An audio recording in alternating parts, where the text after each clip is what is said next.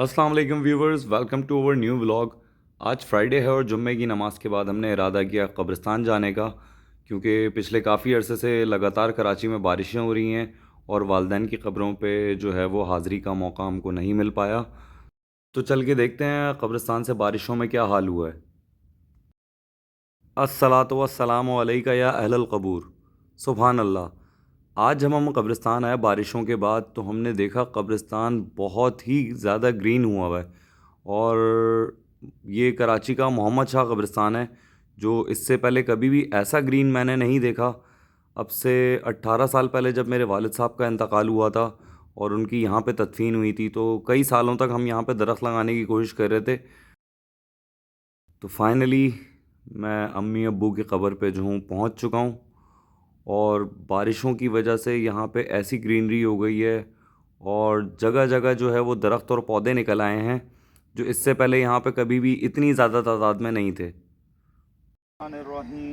अल्हम्दुलिल्लाहि रब्बिल आलमीन अर्रहमानिर रहीम मालिकि यौमिद्दीन इय्याका नअबुदु व इय्याका नस्तईन इहदिनस सिरातल मुस्तकीम सिरातल लज़ीना अनअमता अलैहिम गैरिल मग़दूबि अलैहिम वलद्दाल्लीन बिस्मिल्लाहिर रहमानिर रहीम कुल हुवल्लाहु अहद अल्लाहुस समद लम यलिद व लम यूलद व लम यकुल लहू कुफुवन अहद।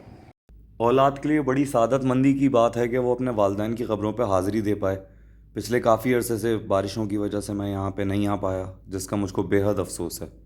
जिस तरह पहले हमारे वालिदैन घर पे हमारा इंतज़ार कर रहे होते थे, बिल्कुल उसी तरीके से जब वो दुनिया से रुखसत हो जाते हैं तो भी वो इंतज़ार करते हैं कि उनके घर में से कोई आए और उनके लिए दुआ करे। हम उनको सिर्फ़ इसाले सवाब ही कर सकते हैं।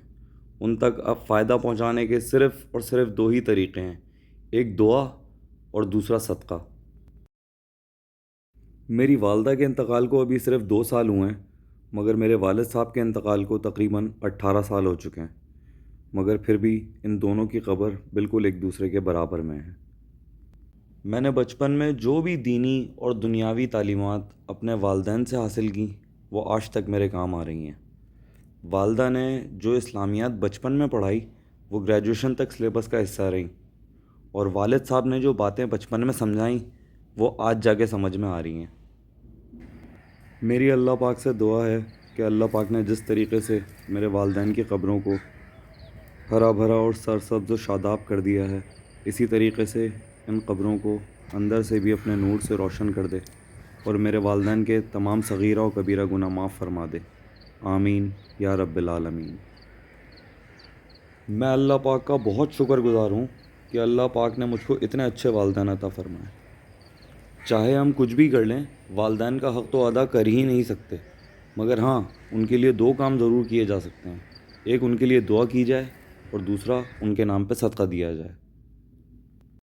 मेरे साथ मेरा दोस्त ओवैस भी कब्रिस्तान आया हुआ है, और ओवैस के आने की भी वजह है कि ओवैस के वालिद, ओवैस की वालदा और इसके भाई की जो कब्र है वो भी यहीं पे इसी कब्रिस्तान में।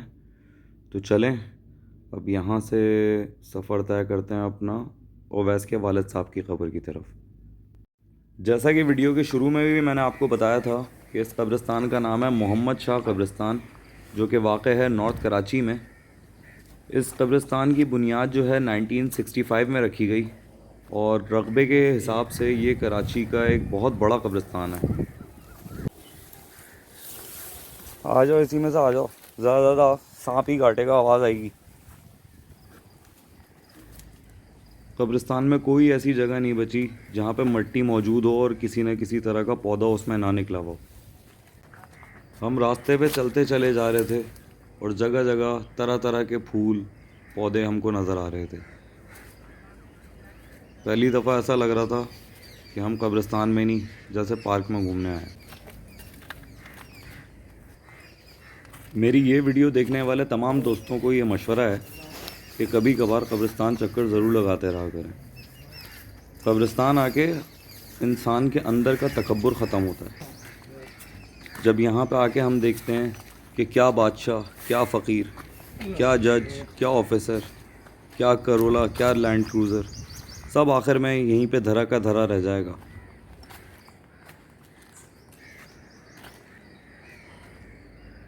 ہم لوگ اویس کے والد صاحب کی قبر پہ پہنچ چکے ہیں۔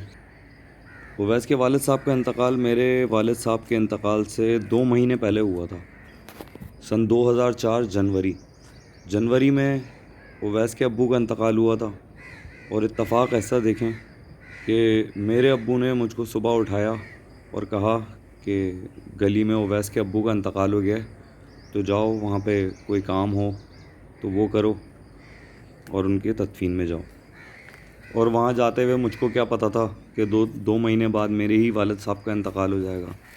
اور آخر میں ہم اویس کے بھائی اور اویس کی والدہ کی قبر پہ پہنچے، جہاں پہ آ کے ہم نے ان کے لیے اللہ پاک سے دعا فرمائی کہ اللہ پاک ان کی مغفرت فرمائے اور ان کے درجات بلند فرمائے۔ اویس کے بھائی کا بھی کچھ عرصے پہلے ہی انتقال ہوا ہے۔ یہ اویس کے بڑے بھائی تھے اور بہت ہی اچھے تھے۔ میں بچپن سے ان کو دیکھتا آ رہا تھا اور بڑی شفقت سے بات کرتے تھے۔ اللہ پاک ان کی مغفرت فرمائے اور ان کے لاواحقین کو صبر عطا فرمائے۔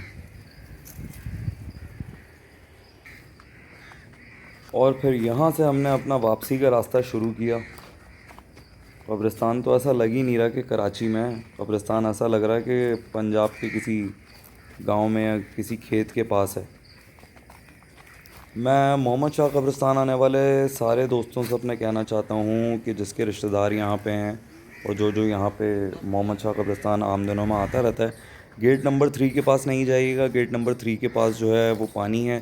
گیٹ نمبر 1 اور گیٹ نمبر 2 سے جو ہے وہ راستہ بالکل کلیئر ہے۔ گیٹ نمبر 3 پہ بھی بس گیٹ کے پاس پانی ہے، باقی الحمدللہ پورا کا پورا قبرستان جو ہے وہ بالکل صحیح حالت میں ہے۔ پانی سے کوئی ایسا نقصان نہیں ہوا ماشاءاللہ۔ بارش کے بعد قبرستان اور زیادہ ہرا بھرا ہو گیا، تو اپنے پیاروں کے پاس جو ہے وہ جاتے رہیں اور ان کے لیے اصالہ ثواب کرتے رہیں۔ آخر ایک دن ہم کو بھی یہیں پہ آنا ہے۔